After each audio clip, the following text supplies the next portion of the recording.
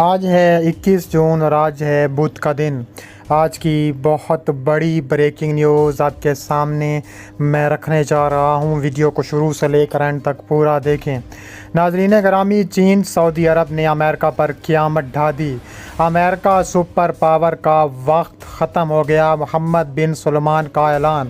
دوسری جانب بھارت کی چیخیں نکال دیں۔ ویڈیو کی تفصیلات میں آگے بڑھنے سے پہلے ہماری ویڈیو کو لائک کر دیں، چینل کو سبسکرائب کر کے بیل آئکن پر ضرور کلک کر دیں۔ ناظرین گرامی، دنیا کے سب سے بڑے تیل پیدا کرنے والے ملک سعودی عرب اور سب سے زیادہ توانائی کا استعمال کرنے والے ملک چین کے درمیان تعلقات کی بنیاد اب تک تیل ہی رہی ہے، لیکن اب ان دونوں ممالک کے تعلقات کی تصویر بدل رہی ہے۔ سعودی عرب کے دارالحکومت ریاض میں ہونے والے 10ویں 2 روزہ چین بزنس کانفرنس میں دونوں ممالک نے اپنے تعلقات کو ایک نئی سمت دینے کی کوشش کی ہے۔ عرب نیوز کے مطابق اس کانفرنس میں دونوں ملکوں کے درمیان $10 ارب کے 30 معاہدوں پر دستخط کیے گئے ہیں۔ اس کے علاوہ گزشتہ ہفتے ہی وزیر اعظم نریندر مودی اور سعودی عرب کے وزیر اعظم محمد بن سلمان نے فون پر بات کی تھی، جس کے دوران دونوں رہنماؤں نے 2 طرفہ تعلقات کا جائزہ لیا تھا۔ ایران اور سعودی عرب کے درمیان سفارتی تعلقات کی بحالی کے بعد دونوں رہنماؤں کے درمیان یہ پہلی بات چیت تھی۔ سعودی عرب نے وزیر اعظم نریندر مودی اور سعودی ولی عہد کے درمیان بات چیت کے بعد ہی چین کے ساتھ اہم تجارتی معاہدے کیے ہیں۔ اس سے قبل سعودی عرب نے بھارت کے زیر انتظام علاقے کشمیر کے دارالحکومت سری نگر میں منعقدہ G20 اجلاس میں اپنا نمائندہ نہیں بھیجا تھا۔ پاکستان نے سری نگر میں G20 کے اجلاس کے انعقاد پر اعتراض اور احتجاج ریکارڈ کروایا تھا۔ پاکستان کے اعتراض کے بعد چین، سعودی عرب، ترکی اور مصر نے G20 اجلاس میں اپنے نمائندے نہیں بھیجے تھے۔ خیال رہے کہ انڈیا رواں سال G20 کی صدارت کر رہا ہے۔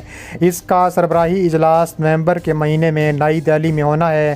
عرب چین سربراہی اجلاس کے دوران سعودی وزیر توانائی شہزادہ عبدالعزیز بن سلمان سے دونوں ممالک کے تعلقات پر مغربی تنقید کے بارے میں سوال کیا گیا تو انہوں نے اسے مسترد کرتے ہوئے کہا ہے کہ میں اسے نظر انداز کرتا ہوں، کیونکہ ایک کاروباری شخصیت کے طور پر آپ وہاں جائیں گے جہاں آپ کو مواقع نظر آئیں گے۔ انہوں نے کہا ہے کہ ہمارے سامنے ایسا کوئی آپشن نہیں ہونا چاہیے کہ ہمیں دونوں میں سے کسی ایک کا انتخاب کرنا پڑے۔ اس کا سیدھا سا مطلب یہ تھا کہ سعودی عرب کے سامنے ایسی صورتحال نہیں آنی چاہیے کہ انہیں چین یا مغرب میں سے کسی ایک کا انتخاب کرنا پڑے۔ چند روز قبل امریکی وزیر خارجہ اینٹونی بلنکن سعودی عرب کے دورے پر گئے تھے، جس کے بعد گزشتہ دنوں ریاض میں چینی سرمایہ کاروں اور تاجروں کا ہجوم دیکھا گیا تھا۔ یہ پیش رفت سعودی عرب کی بدلتی ترجیحات کے بارے میں بہت کچھ بتاتی ہے۔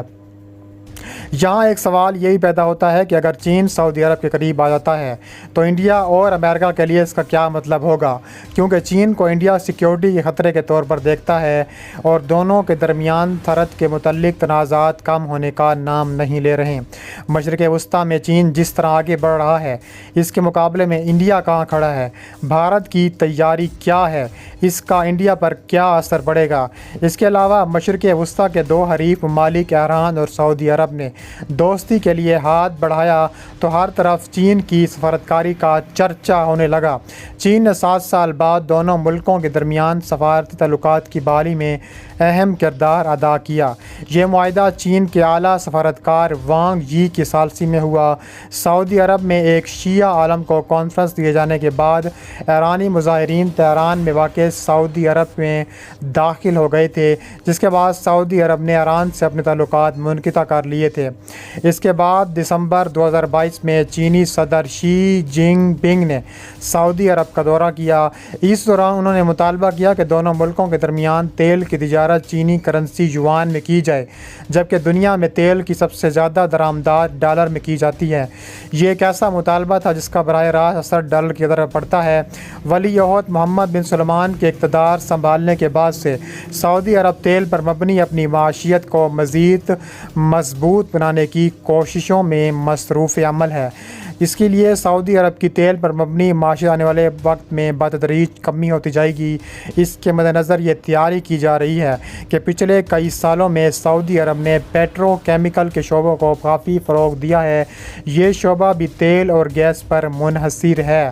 اس کے علاوہ سعودی عرب چین کے ساتھ ساتھ روس سے بھی دوستی کر رہا ہے۔ اس کے بھارت کے ساتھ بہت اچھے تعلقات ہیں۔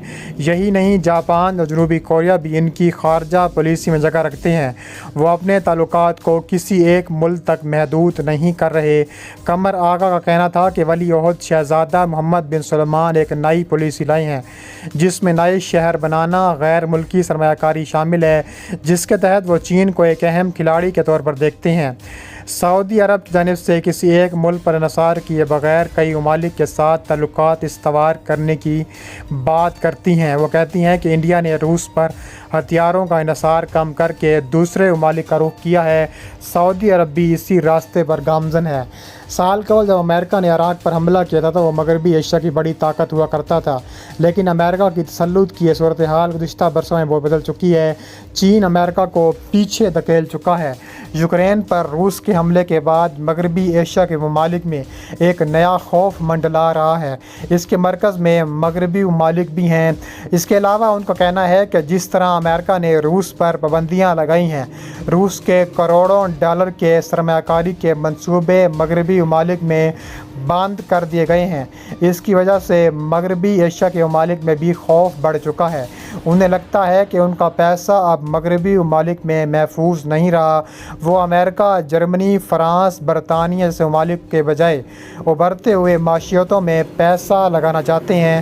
امریکہ سمیت مغربی ممالک نے ایک جانب تو یوکرین کی امداد کی ہے، دوسری جانب روس پر پابندیاں لگا کر اس یوکرین کے خلاف جنگ میں کمزور کرنے کی کوشش کی۔ اس کے علاوہ مغربی ممالک پابندیوں کو ہتھیار کے طور پر استعمال کرتے ہیں، جس کی وجہ سے مغربی ایشیا کے ممالک کا ڈرنا حق بجانب ہے۔ وہ کہتی ہیں کہ چین کی ایک خاص حکمت عملی ہے کہ وہ مغربی ممالک کی طرح کسی بھی ملک کے اندرونی معاملات میں مداخلت نہیں کرتا۔ خارجہ امور کے ماہر کا کہنا ہے کہ یہ سوچنا بالکل غلط ہے کہ سعودی عرب چین کے کیمپ میں چلا جائے گا۔ عرب ممالک میں چین کی حمایت بالکل نہیں ہے۔